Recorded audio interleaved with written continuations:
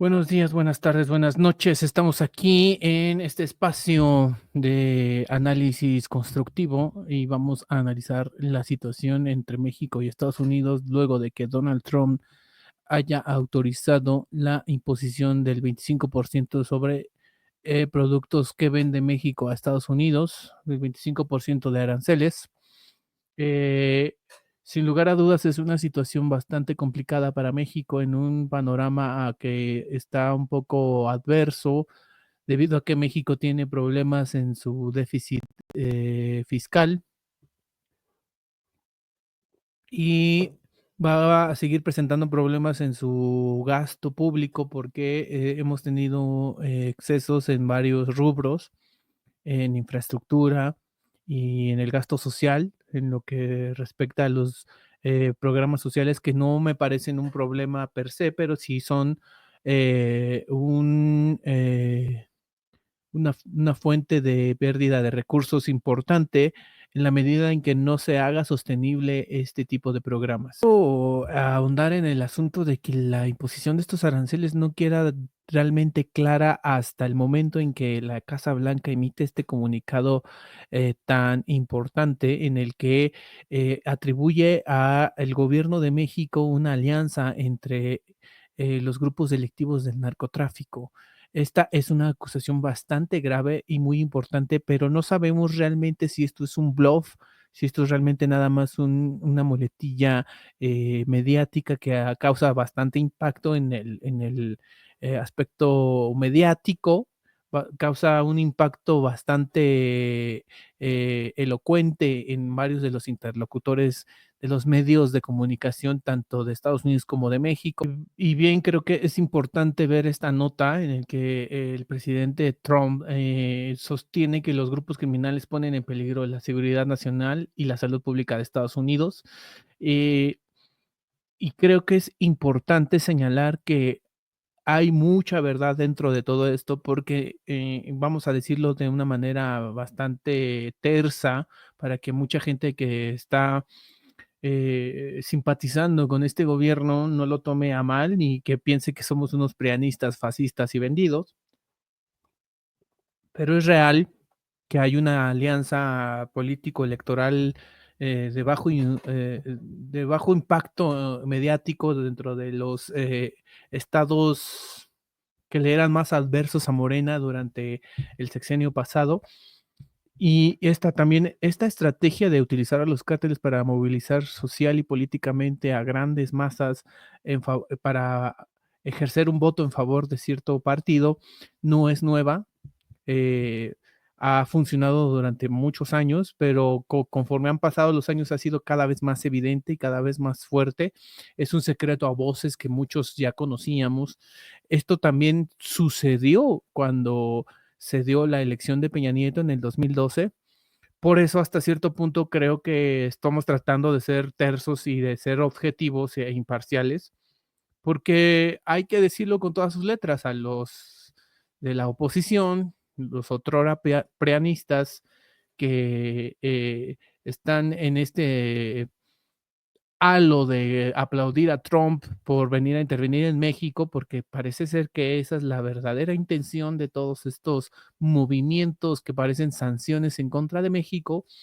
eh, es un poco hipócrita de su parte decir y argumentar el asunto de que México está gobernado por un narcogobierno, pero no es así de simple y también se le olvidan también que muchos de los triunfos electorales que ellos obtuvieron en el pasado son en hombros del crimen organizado, sobre todo en las zonas más alejadas y rurales de México, donde todavía es difícil el acceso de las autoridades y hay una poca presencia de elementos que podrían contener el actuar de estos grupos delictivos.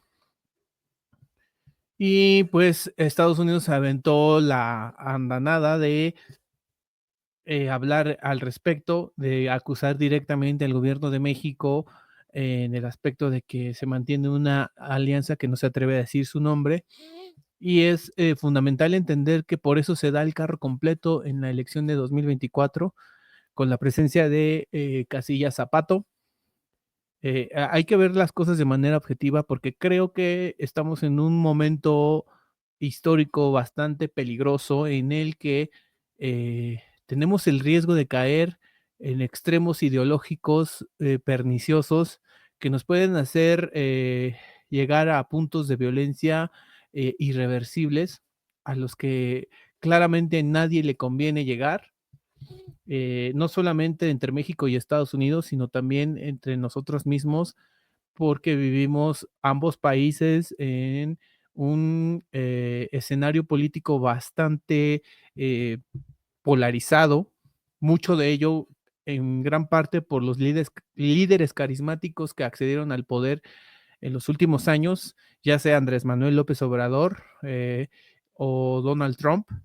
Desde el primer mandato que tuvo, ha generado toda esta parafernalia polarizante en la que somos ellos o nosotros, en la que ha radicalizado su discurso conforme han pasado los años y en la que su primer mandato, a pesar de que su discurso parecía un tanto radical, vimos el ejercicio del poder un poco más descafeinado en cuanto a los recursos radicales de los que pudo haber hecho uso.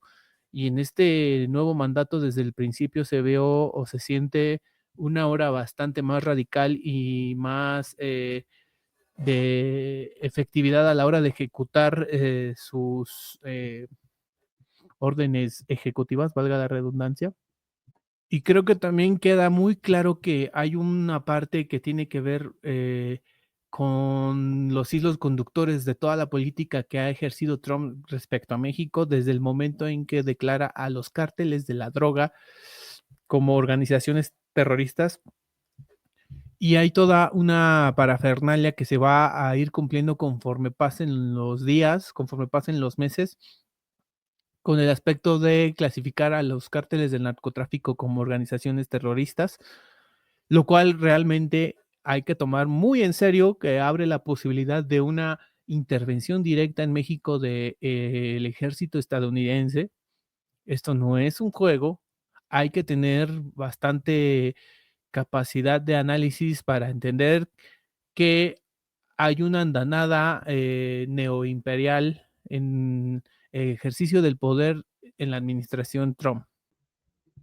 También hay que decirlo que tenemos ahora la presencia real de un soplón, el Mayo Zambada, que es la que ha causado justo una de las olas de violencia más fuertes de las que hemos sido testigos en los últimos años en México. Hemos tenido 2 o 3 meses muy complicados en Culiacán y en Mazatlán, en todo lo que es la zona del cártel del Sinaloa, y esto debido a la confrontación que causó la detención del Mayo Zambada en Estados Unidos y después la aprehensión de los Chapitos, y vemos que hay una guerra encarnizada entre estos 2 grupos que en otrora tiempo habían sido aliados. Y esto también nos debe dar la pauta de que, como ya tenés a un informante que puede negociar información a cambio de un acuerdo en sus condenas, pues vamos a ver que el gobierno estadounidense puede tener información bastante clasificada y delicada en contra de líderes en México, líderes políticos. Y nuestra suposición es que la moneda de cambio para que México deje de ser punto de partida de los ataques de Donald Trump, pues, al parecer es que entreguen a ciertos líderes políticos y mi intuición me dice que van por Omar García Harfuch. Y es aquí donde vemos que hay indicios de que García Harfuch tiene nexos desde hace bastante tiempo con líderes del cártel de Sinaloa o con todas las células que se escindieron a partir de la ruptura entre los Chapitos y el Mayo Zambada. Y hay que decirlo, ahí hay eh, un acontecimiento que puede levantar bastante sus... como el atentado que sufrió siendo secretario de Seguridad Pública en la Ciudad de México. Y hay que decirlo que esto ha provocado también muchas, controversias desde que intentó ser, jefe de gobierno o ser candidato a jefe de gobierno. También de las, coyunturas que se están presentando a raíz de todo este asunto, y me parece pertinente también hacer una crítica constructiva a el gabinete de Claudia y todas las acciones que se han emprendido desde que Donald Trump ganó la elección en Estados Unidos. Me parece que ha habido una respuesta bastante tardía y bastante lenta. Creo, desde mi humilde opinión, que ha habido una, han subestimado a Trump.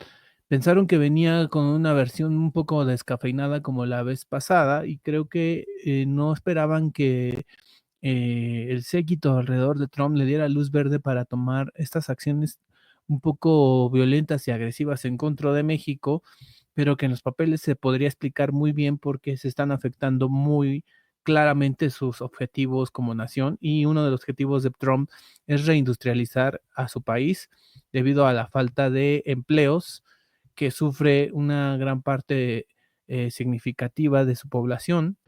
Uno de los, analistas que más he seguido en esta coyuntura, creo que y que de los más atinados y que creo que tiene un panorama bastante certero en el análisis de las implicaciones, económicas, netamente económicas, porque aquí no estamos hablando del asunto del narcotráfico, aquí ya vamos hablando de las implicaciones económicas del por qué el 25% y el 10% a China, que en los hechos significa un arancel doble a México.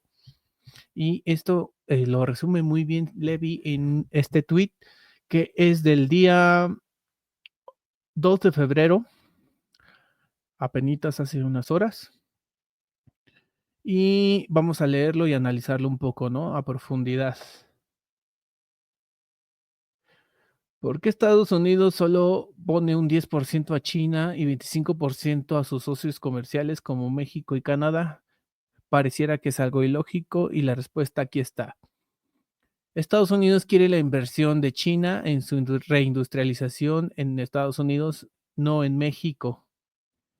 Lo que los hechos también, aparte del asunto que tienen en contra de los cárteles de la droga, tienen también un asunto comercial muy importante, eh, en el aspecto de que Trump impuso este 10% de arancel a China y 25% a México, que en los hechos de manera superficial, analizados desde esa perspectiva, pareciera que es un castigo contra China, pero en realidad es un golpe maestro contra México, porque hace elevar los costos de producción en cada país. Aquí pone un ejemplo de que los costos de producción de X producto en China podrían costar $15, en México 12 y en Estados Unidos 18. En esta situación es más barato México producir directamente, ¿no? China sigue siendo una opción muy económica por no contar con aranceles y la logística. En el segundo paso, el costo final considerando aranceles y logística, ubicación de producción, arancel aplicado, porcentaje, costo logístico, costo inicial total.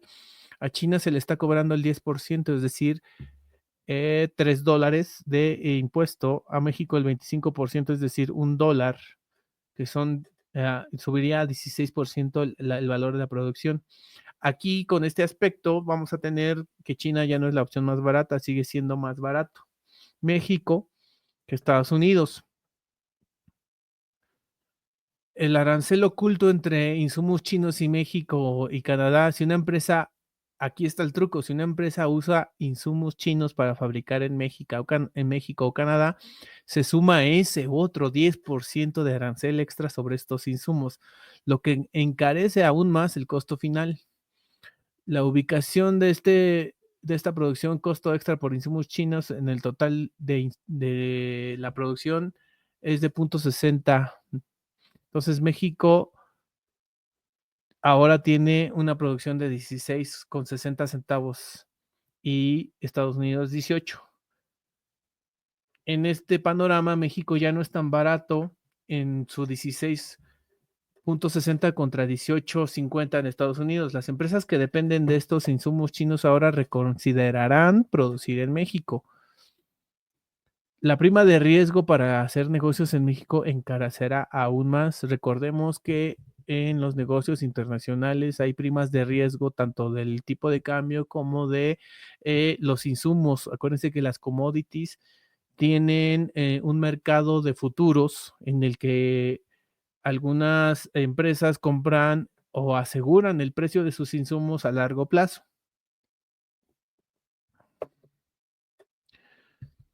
México tiene más riesgo por inseguridad, incertidumbre política y regulatoria. Este es otro panorama que en realidad, si lo afrontamos desde una perspectiva realista y objetiva, es una tarea pendiente que tenemos desde hace varias décadas que nos conviene sí o sí arreglar para que México realmente tenga acceso a un crecimiento sostenible en el tiempo. Esta prima de riesgo es del 12% sobre los costos de producción. Eh, Aquí vamos a ver que esta prima causa otro sobrecosto y México llega a $18,04 sobre los 18,50 que significa fabricar en Estados Unidos. Ahora México cuesta prácticamente lo mismo y fabricar en México ya no es atractivo para las empresas chinas.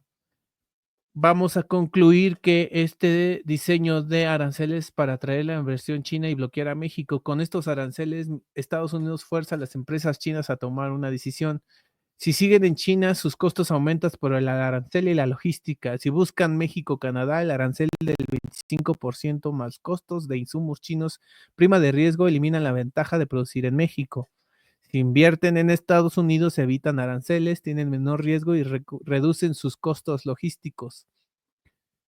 Conclusión, estamos a las puertas de que se acabe la ilusión, la promesa de que México llegara a tener un crecimiento y un desarrollo como nunca antes en su historia por el nearshoring, porque su ventaja de costos desaparece a raíz de estos aranceles.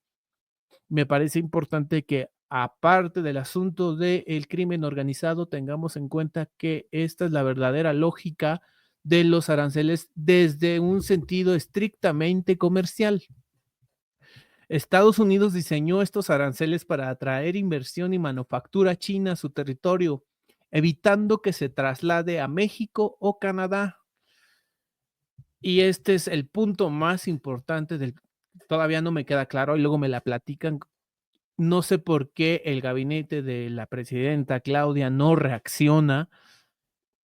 Necesitamos incentivos fiscales o se va a perder la ilusión, el incentivo del nearshoring frente a Estados Unidos. Ahí está la clave. No sin antes decir que el llevar a cabo estos incentivos fiscales llevan un riesgo intrínseco en que México ponga en riesgo la salud de sus finanzas públicas, porque a raíz de estos cambios fiscales se ponen en riesgo muchos gastos públicos en cuanto a infraestructura y el gasto social en cuanto a programas sociales y los hace insostenibles en el largo plazo. Bueno, pues esto sería hasta aquí mi análisis, un poco breve y rápido. Yo sé que este es un asunto bastante más complejo y difícil de entender porque tiene demasiadas aristas. Todavía tendríamos que analizar las implicaciones en la Organización Mundial de Comercio, qué elementos puede hacer México para responder ante los aranceles, aunque ya sabemos que Estados Unidos está amenazando con una contraofensiva del doble de arancel si México empieza a grabar los productos estadounidenses. Entonces estamos en un foco bastante grave porque creo que Estados Unidos tomó, o Donald Trump de la mano de todos sus asesores ya le tomó la medida al gobierno mexicano, vieron que no reaccionaron y siento que hay un gran riesgo de perder la oportunidad de crecimiento que estaba hasta a nuestras puertas, de convertir a México en el paso obligado de mercancías de todas las economías, llámese asiáticas o de la Unión Europea. También hay que analizar en qué van a consistir los aranceles e impuestos que va a implementar en contra de la Unión Europea el gobierno de Donald Trump.